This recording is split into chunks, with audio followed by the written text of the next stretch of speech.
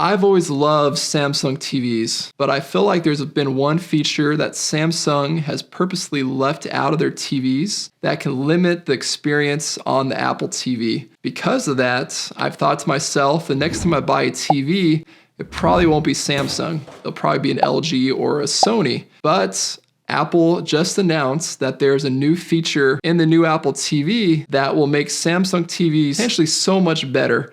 And for this one feature, I may be staying with Samsung longer than I was expecting. So let's find out if the new Apple TV will stop me from converting to LG or Sony.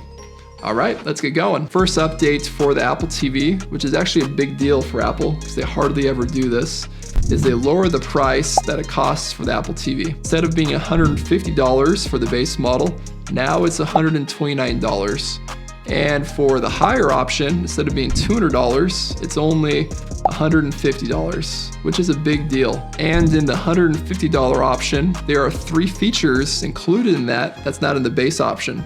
So if these are important to you, let's make sure and cover those. The first thing is you get higher storage. So instead of being 64 gigs of storage, it goes at 128 gigs. The second feature is you get the gigabit Ethernet, which you don't get in the base model. So if you want to hardwire your internet into your Apple TV, make sure to get the more expensive option. The third feature is Thread networking support. And you may be asking, what is Thread? And so Apple was really marketing the smart home features for their TV. And what Thread is, it makes your Apple TV become part of a mesh network for smart devices. If you already have a lot of smart devices or you're looking to upgrade your home to be more smart, Thread may be a good option for you if you're looking to connect more devices throughout your house, especially if you have a larger square footage. Then the more expensive option of the Apple TV may be right for you. So the biggest feature for me as a Samsung user is that they added support for HDR+. So you may have noticed when you watch a movie on your Apple TV or a TV show that it'll say it uses Dolby Vision. And Dolby Vision is an HDR codec that TVs use to give you more high dynamic range and a better viewing experience. But Samsung has chosen not to use Dolby Vision because you need to pay a licensing fee on those TVs. Instead, they're using what's called HDR+, which doesn't cost them anything through the licensing fee. But the problem with HDR+ is that not as many people are using it, and they tend to use Dolby Vision more. So because of that, if you have a Samsung TV, you may not be getting the most out of your HDR content, which comes from your Apple TV.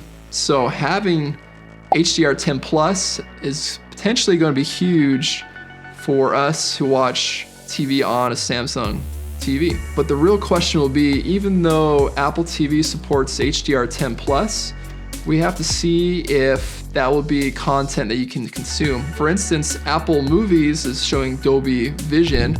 Is Apple going to add HDR10+ to their movies that you can purchase? Will Netflix be hosting HDR10+? I hear that Amazon, sometimes you can watch content using HDR10+. It really comes down to, will there be content in this format that you can enjoy on your Apple TV using your Samsung TV? So for me to decide whether or not I'm going to replace my Samsung TV with a Sony or an LG is kind of a waiting game. I'm going to wait and see if Apple starts supporting more HDR10+ content on their movies and TV shows, and watch the other streaming services like Disney+, Netflix, Hulu to see if they have more content in HDR10+. So let's hope they do for us who love our Samsung TVs, but again, in the end, it's just a waiting game. And if you're looking to buy a new iPad Pro, make sure to watch this video, which covers 2 features that you need to make sure you choose correctly when you're buying the different models of the iPad Pro. Thank you so much for watching. And because now it is November, probably need to take down some of these Halloween